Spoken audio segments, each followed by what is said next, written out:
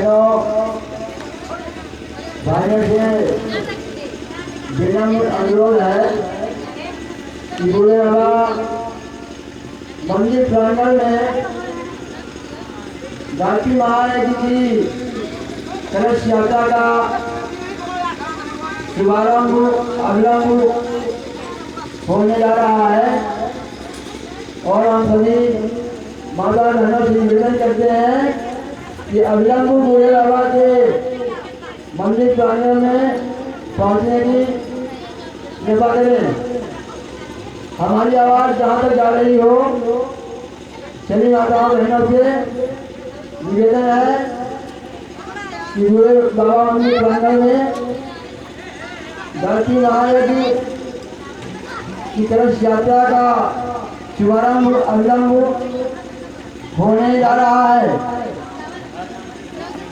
सभी लोग मंदिर प्रांगण में अभिलंब पहुंचने की कृपा करें।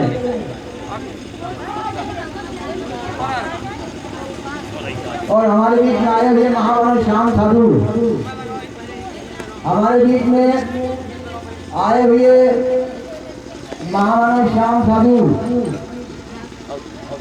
जो माता बहनें आई हुई हैं वो आकर के यहाँ बैठ जाए और उनके बताए हुए रास्तों को अपनाएं और अपने जीवन को सफल बनाएं।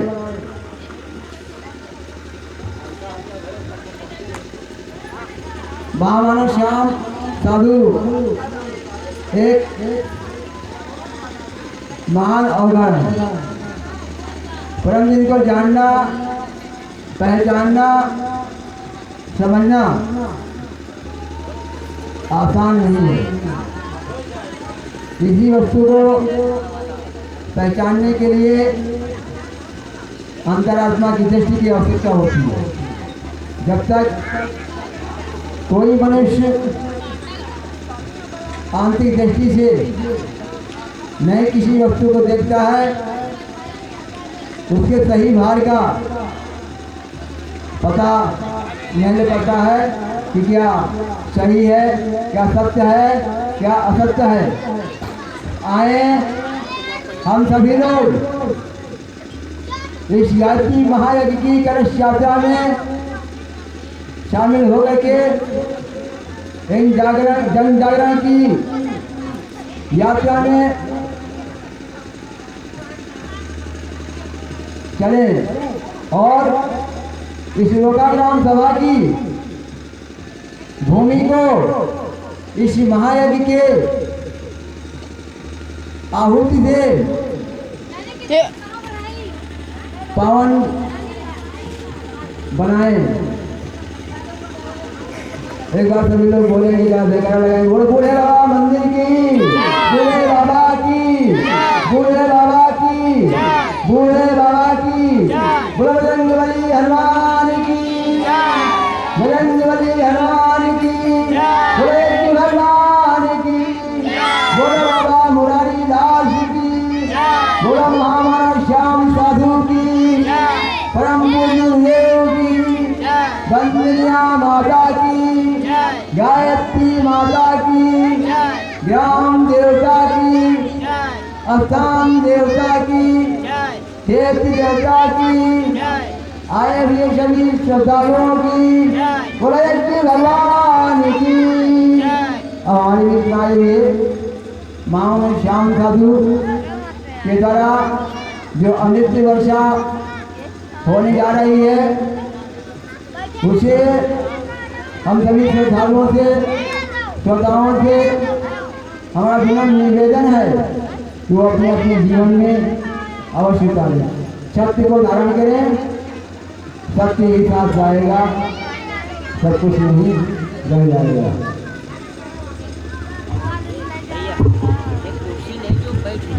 जय श्री राम। अरे हम कहाँ ले लिया। मेरी आवाज़ जहाँ तक जा रही है क्योंकि इस गांव में मैं पहली बार आया हूँ। कुछ महिलाएं यहाँ बैठी थी, ध्यान से सुन रही थी। अब हो सकता है यहाँ की हमसे की वजह से कुछ इधर उधर चली गई हैं। तो देखिए बिना कष्ट उठाए लोग बड़े बड़े तीर्थों में जाते हैं घर द्वार छोड़ के, नाना प्रकार की उनकी दुर्दशा होती है और फिर भी वो जाते हैं। ये उनकी अज्ञानता है। जितने भी देवी देवता इस संसार में हैं, बेटा आवाज बहुत,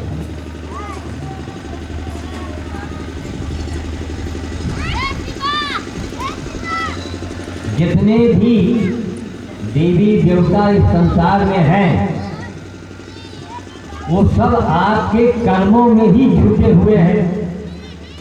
अगर कर्म आपके सही हैं तो सारे देवी देवता आपके कर्मानुसार ही काम करेंगे।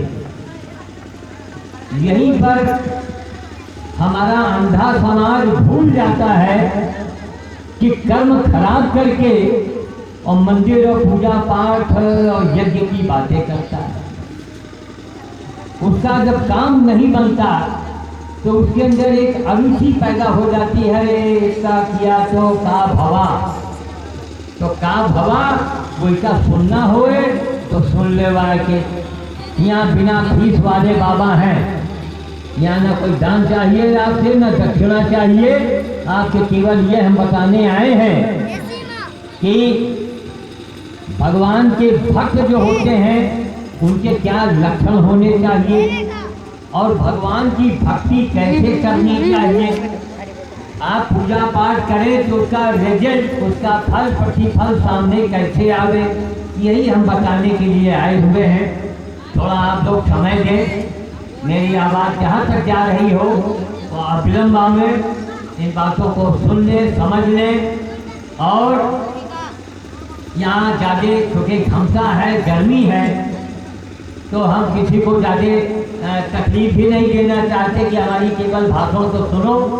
हम उपदेश देने वाले, भाषण देने वाले, पोस्टर में छपने वाले, दक्षिणा लेने वाले हम बाबा नहीं हैं।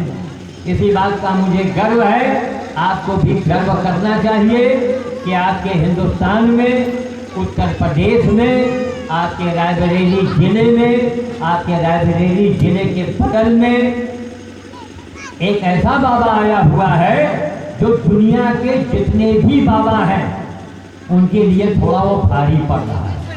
क्यों पड़ रहा है? अब ये आपका काम है, आप ढूंढिए, जानिए, तलाशिए क्या कारण है कि अखबार वाले हमारे पीछे क्यों रहते हैं। ये सोचने की बात है, क्यों आपके पीछे क्यों नहीं अखबार वाले भागते। रोजाना अखबार में मुख्यमंत्री, संतरी, जंत्री काहे नहीं छपता? इसलिए नहीं छपते हैं कि वो रोज नहीं मरते हैं, मैं रोज मरता हूँ। कैसे मरता हूँ, कैसे जिंदा होता हूँ, ये देखने के लिए आप नंगे पैर भी हो तो भाग के चले आइए। ऐसे बाबा आपके गांव में बार बार, हम एक गांव में एक बार दो बार से ज़्यादा नहीं जाते हैं। क्यों? बहुत सारे गांव हैं, बहुत सारे लोग हैं, हमको एक संदेशा देना है। हम बहुत आपके बीच के मामूली से आदमी हैं, मामूली से बाबा हैं, लेकिन अगर आपने संदेश किया, किंतु परंतु लगाया, मीन में निकाला, तो फिर अंगद वाला पैर रख देते हैं कि मैं अंगद का पैर रख रहा हूँ। अब जिसमें ताकत हो, जिसकी माँ ने दूध पिलाया हो, वो पैर उठा के देखा। ये भी युवा की युद्ध है, ये भी एक अखाड़ा है। क्योंकि संजोग है इस गांव से हम प्रभावित हुए कि यहाँ की व्यवस्था, लाउड स्पीकर की व्यवस्था अच्छी हो रही है, मंडप अच्छा बना है, सामियाना टेंट लगा हुआ है, जनता यहाँ की जागरूक है। महिलाएं देखिए इस प्रचंड गर्मी में यहाँ बेचारी घंटों से बैठी हैं आकर के। ये गांव के आबरू को महिलाएं बढ़ा रही हैं। हमारा पुरुषों से भी यही निवेदन है कि हम भगवान की कथा सुनाने वाले बाबा नहीं हैं, हम आपको ही भगवान बनाना चाहते हैं। आप स्वयं में भगवान बन जाओ, आपको भगवान के सामने हाथ न फैलाना पड़े। ड्यूटी लगाइए, मंदिर जाइए, अच्छी बात है, लेकिन मंदिर जाके भगवान हमार यह कर दो, भगवान हमार वह कर दो। भगवान को आपने बेवकूफ समझ लिया है क्या? अरे खेती करो, कर्म एक खेती है, ध्यान दीजिएगा, कर्म ही खेती है। सत्कर्म, संसार में जो ही कर्म होते हैं, सत्कर्म और कुकर्म। कुकर्म भी है रिश्वत लेना, किसी के साथ बेईमानी करना, किसी को सताना, किसी गरीब को सताना। अपने घर में सास बहू को सता रही है, बहुत से नालायक बहुएं हैं, सास बूढ़ी सास हो गई तो उसको खाना ठीक से नहीं दे रही हैं। ये राक्षसी गुण है आपके अंदर, मनुष्यता है ही नहीं। और जब मनुष्य आप नहीं है, फिर चाहे जिसका पूजा कर लो, चाहे जितने यज्ञशाला बनवा लो, चाहे कहीं कुछ भी कर डालो, सुई के नोक बराबर अगर आपका काम बन जाए तो मुझे मोबाइल से बता दो, हम आपके दर्शन कर लेंगे आके। हम बहुत मामूली से बाबा हैं, लेकिन फिर ऐसे बाबा हैं कि फिर बाबाओं के बाबा हम नहीं हैं। हमारे कर्म ऐसे हैं, हमारे ऐसे विचार हैं। अगर हमारे कहने पर पूरी दुनिया एक हफ्ते के लिए कसम खा जाए कि बाबा आप जो कहेंगे हम वही करेंगे, इस धरती को अगर हम स्वर्ग न बना दे तो रावण के तरीके से गांव गांव हमारा पुतला जलाया जाए। ब्राह्मणपुर में जन्म लिए हैं। ब्राह्मण असली जो होता है बड़ा हठी होता है, भगवान भी ब्राह्मण से घबराते हैं। लेकिन असली ब्राह्मण है तो असली ब्राह्मण की पहचान यही है कि वो तपस्या करें, आपसे कुछ भी न ले, आपको 100 बार गर्ज हो तो उसको दीजिए। ब्राह्मण का काम नहीं कि हाथ फैलावे ना, वो ब्राह्मण नहीं है। देवी देवता इसलिए घबराते थे। गंगा जी के नाम से जब मैंने 49 दिन का अनशन किया तो भारत सरकार को झुकना पड़ा, मनमोहन सिंह प्रधानमंत्री को झुकना पड़ा और गंगा को राष्ट्रीय नदी घोषित करा के ही मैं अनशन से उठा हूँ। 49 दिन का अनशन मैंने किया। क्या यहाँ के नेताओं ने आपको बताया? क्या यहाँ के बाबाओं ने, पंडितों ने आपको बताया? नहीं बताया। क्यों? कि अवघड़ बाबा कहीं हम लोगों के लिए भारी न पड़ जाए, कहीं इलेक्शन में न खड़े हो जाए तो हमारा क्या हुई। तो मैं उन अंधों से, मैं उन अज्ञानियों से मैं ये कहना चाहता हूँ कि अगर प्रधानमंत्री की कुर्सी आ जाए तो श्याम साधु को ठोकर मारने में 1 सेकंड लगेगा। 1,000 का नोट ले लो और अंदर नकली वाला नोट भरो। आजकल वो आ रहा है नोट नकली वाला, चूरन वाला, जैसा लड़का गाँव में मतलब खेलते हैं, उस नोट के ऊपर असली नोट चढ़ाओ और बंडल बनाओ, ठीक। और अंधेरे उंधेरे सुने सन्नाटे जरा बंडल तो हमका देके देखो। और एक आदमी लगा दो कोनो आड़ में हुए, जहाँ नोट के बंडल में हम हाथ लगाई तहाँ कड़ाका गोली हमें मारेगा। कलेजे में न मारे, नहीं दफा 302 उसके ऊपर लग जाएगा, वो हमारे गोड़न में गोली मारती। और गांव में पूरा घुमावे कि देखो वही बाबा है जो माइक पर बोलत रहा, मैं धन नहीं देता, मैं दौलत नहीं छूटता। हेलो, ये आपने बाबा क्या किया? एक प्रसन्न, ये हमको प्रसन्न के बस ये आपसे कहना पड़ता है। ये न समझिएगा मैं अपनी प्रशंसा मैं स्वयं कर रहा हूँ, क्योंकि समाज बहुत अंधा है। क्यों अंधा है? कि जितने यहाँ मनई बैठे हो ना, कि जहाँ तक मेरी आवाज़ जा रही है ना, वहाँ तक रुपए में कुल 5 पैसा मनुष्य है, 95 पैसा मनुष्य ही नहीं है। क्यों नहीं है? उसको बताया नहीं गया, वो जानता ही नहीं कि मनुष्य होने का मतलब क्या होता है, मनुष्य के क्या लक्षण होते हैं। तो मैं बाकी बातों को अगर आज मैं रुका तो मैं रात में बताऊंगा। मैं चाहता हूं कि अब यहाँ कुछ बैंड वाले बजावे बाजा, क्योंकि यहाँ बैंड की बाजा की आवाज़ सुनने के बाद जनता घर से निकलेगी। थोड़ा विलम्ब हो चुका है, गांव के अंदर ही घूमना है। हम तो इसके पहले बाबा मुरारी खंभानी एक गांव है पीढ़ी ठोकरगंज के पास में, वहाँ दिन में 10 किलोमीटर के अंदर कलश यात्रा घूमी है। आपको तो गांव में केवल घूमना है, थोड़ा कष्ट उठा लीजिए ताकि कलश यात्रा का समापन हो जाए तो आगे का हमारा कार्यक्रम निश्चित हो कि हमको रुकना पड़ेगा कि जाना पड़ेगा।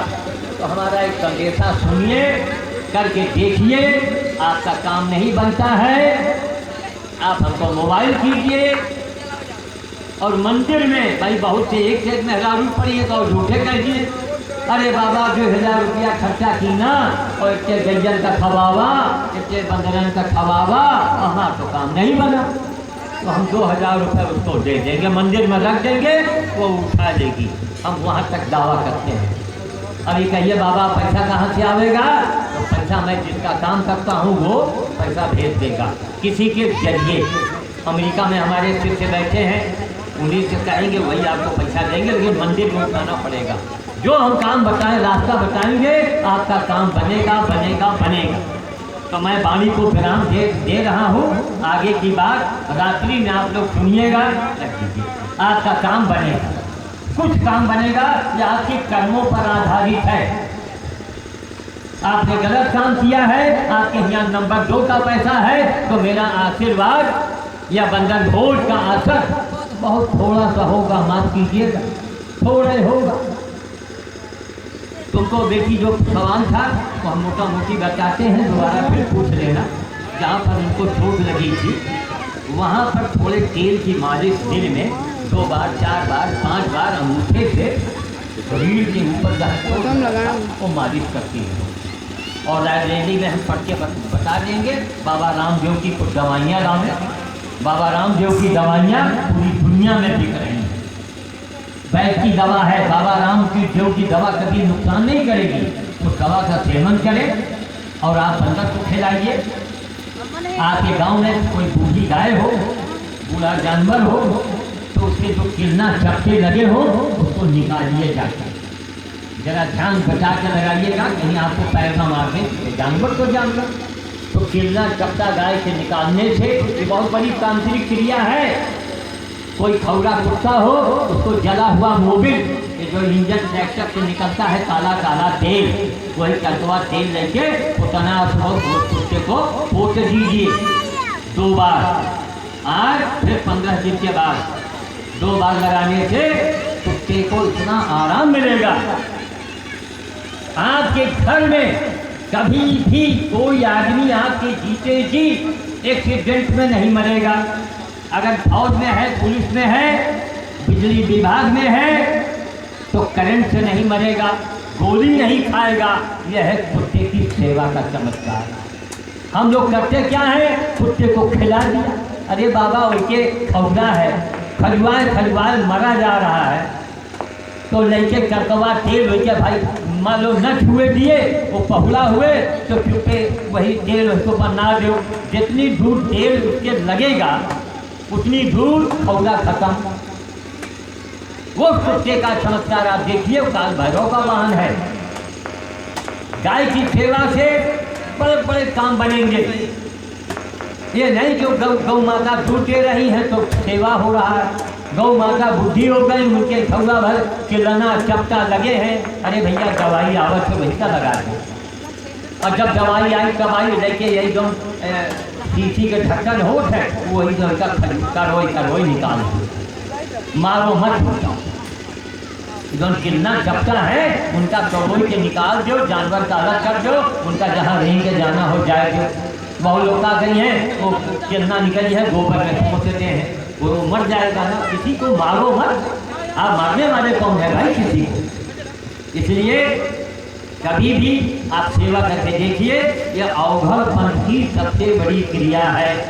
आप बहुत गरीब हैं, आप रोज चींटी सुनाओ, रोज चींटी का इतने चक्कर में 2000 चींटियों चींटों का भोजन हो जाएगा। देखो मेहनत करना पड़ेगा। 3 घंटा मंदिर में घंटा न हिलाओ, जाके मंदिर जाओ, जल चढ़ाओ, दर्शन करो, लेकिन 3 घंटा मूड न खाओ भोलेनाथ। माँ चालीसा पर चालीसा पढ़े दे रही, अरे पहले मने चालीसा पढ़ो भाई, हम तो मानव चालीसा भी लिखवाने जा रहे हैं। आज तक मानवता का चालीसा नहीं पढ़ा होगा। दुर्गा चालीसा, हनुमान चालीसा, शिव चालीसा, न तुम दुर्गा बन पड़ी हो न हम हनुमान बन गए, तो का फायदा बार बार होता, अगर इसका फायदा मन ही बन जाओ। ये वेद में लिखा हुआ है कि केवल आप मनुष्य बने रहिए, सबसे बड़ी पूजा हो गई, सबसे बड़ी पूजा है। गांव में यज्ञ करवाइए जो होने जा रहा है, इस गांव में नहीं आसपास के गांव का बीमा हो जाएगा। कोई भी भूकंप जैसी आपदा महामारी आने वाली होगी तो रुक जाएगी। आपका जाता क्या है? अरे आपने जो भी गंदा दिया, पैसा दिया, इसी लग रहा है, फालतू पैसे को बर्बाद न होने दिया। कोई आबा बाबा में हवाई जहाज से उनके पीछे मत दौड़ो। पहले पूछो है बाबा आपने जीवन में क्या क्या किया है महाराज, जरा बताइए तो, है ना? बाबा जी दोबारा गाँव नहीं आएंगे, भाग जाएंगे गाँव को। क्यों? रामायण में लिखा है कर्म प्रधान रचिया था, है ना? ताकि रामायण में लिख दिया गया, तुलसी बाबा ने लिखा पंडित प्रधान, राम प्रधान, राम के बाप प्रधान, रावण प्रधान, हनुमान प्रधान, ना सबको किनारे कर दिया। राम के रामायण ने राम को भी किनारे कर दिया। क्या लिख दिया? कर्म प्रधान विश्व रचिया था, और जो जस कीन तो सत फल चाहा। तो भाइयों, माताओं, बहनों, बच्चों, अध्यापकों, डॉक्टरों, वकीलों, अपने कर्म को सुधारिए। थोड़े दिन के लिए संसार में आए हैं, जन्म के पहले कहाँ थे नहीं मालूम, मरने के बाद कहाँ जाएंगे नहीं मालूम। अरे बड़े पागल हैं आप भाई, हम तो कहते हैं बड़े भारी नेता हैं, बड़े भारी वकील हैं, हम बड़े भारी डॉक्टर हैं, हम प्रधानमंत्री हैं। ऐ प्रधानमंत्री, ऐ मुख्यमंत्री, क्या है तुम्हारे पास जवाब कि मरने के बाद कहाँ जाओगे? नहीं मालूम है। तो अगर नहीं मालूम तो मालूम कर लो। जैसे तुम्हारे कर्म होंगे वैसे ही तुम्हारा जन्म होगा। 84 लाख योनियां सामने भटक रही हैं, कुत्ता, सुअर, गधा, आदमी, देवी, तरह तरह के, कोई काला, कोई गोरा, कोई सुंदर, कोई असुंदर, कोई भिखारी, कोई धनवान। ऐसा क्यों हो रहा है? कौन कर रहा है? अरे मौत और बुढ़ापा न हो ना तो आदमी भगवान को न माने। और कलश की यात्रा के लोग अब हम चाहते हैं कि श्याम बाबा का आदेश है कि दरबार रखा हुआ है, हम जब बोलने लगते हैं हम अपना होश खो जाते हैं। क्यों? हमसे कोई बोलवाता है, और जिनके दुर्गा भवानी या देवी अवती हुए वो एक दिन हमसे हालत में मिल लिए आएंगे, क्या उनका हम समझा दें। जरा हम जानिए तो उनकी दुर्गा जी कैसी है, जरा उनसे पूछी तो कि जरा दुर्गा जी से पूछो इतनी गौवे काहे कटवा रही है, ये गांव गांव इतने बेईमान क्यों हैं? दिमाग से निकाल दीजिए। जन कल्याण में अगर आदमी बोले बिना कुछ लिए, बिना कोई आडंबर किए, उसी की वाणी में दम होता है। तो मैं वाणी को विराम दूं, क्योंकि अब आगे थोड़ा बागा बनवाइए, क्योंकि गाँव का रिवाज है जहाँ का नौटंकी वाला बाजा बजा तहाँ लोग जनिया जनों कलश निकल है ना। वहाँ हमने पीढ़ी गांव में भी देखा, एक मेहरारू को दुर्गा जी होती है, कहाँ है भगवान, हम बुढ़ाए गए हनुमान जी के सेवा करे। अमेरिका का आदमी मेरा चेला बन गया, हमारे ऊपर तो नहीं आया बजरंगबली कभी, लेकिन बजरंगबली की कृपा है। क्या अमेरिका का डॉक्टर चेला बन गया? राजरेडी की सिविल जज वो हमारी शिष्या बन गई। क्यों बन गई? जहाँ बोलते हैं कि 1 लाख आदमी बैठा हो, बोली बंद हो जाती है, उसके बाद जवाब नहीं होता है। और आपको आज कितना बड़ा ज्ञान मिला, जो अभी तक नहीं आए मैं उनका दुर्भाग्य मानूंगा। क्या एक सवाल करो, क्या भैया तो मन ही होगा, वो कहेगी का तुमका दिखात है, कहाँ हाँ दिखात तो है, लेकिन भैया यह बताओ कि मनई के काका गुण होठ है, हम कैसे जानी कि आप मनुष्य हैं? उसकी की बोलती बंद हो जाएगी, बड़े बड़े बाबा नहीं बोल पाएंगे। मनुष्य के क्या गुण होना चाहिए आप भी जानिए औरों को जनवाइए। पहले मन ही बोलो, फिर चाहे कलश उठाओ, चाहे यात्रा करो, चाहे कुछ करो, पहले मन ही बोलो। और मनुष्य की यही गुण है, किसी को तकलीफ मत दो। किसी को तकलीफ देना ही राक्षसी गुण है। आप राक्षस हो गए। सूरज शकल में आदमी, अंदर आके राक्षस बैठा हुआ है। शादी चाहे बेटी की हो रही है, दहेज वालों से दहेज मांग रहे हैं, आप राक्षस है। दहेज देने वाला और दहेज मांगने वाला मनुष्य हो ही नहीं सकता। ये श्याम बाबू श्याम साधु की बाणी है। दहेज देने वाला मनुष्य नहीं है। कान खोलकर सुन लीजिए माताओं बहनों, जब बाबा आते हैं ना, अभी उनके बापों में बोले सब लुटेरे हैं, सब पैसा कमाने वाले हैं, बने हैं बाबा पैसा। अरे उल्लू का कट्ठे पैसा मांगना है तो बाबा है ना, भगवान से मांग। भगवान को कट होगा तो देख,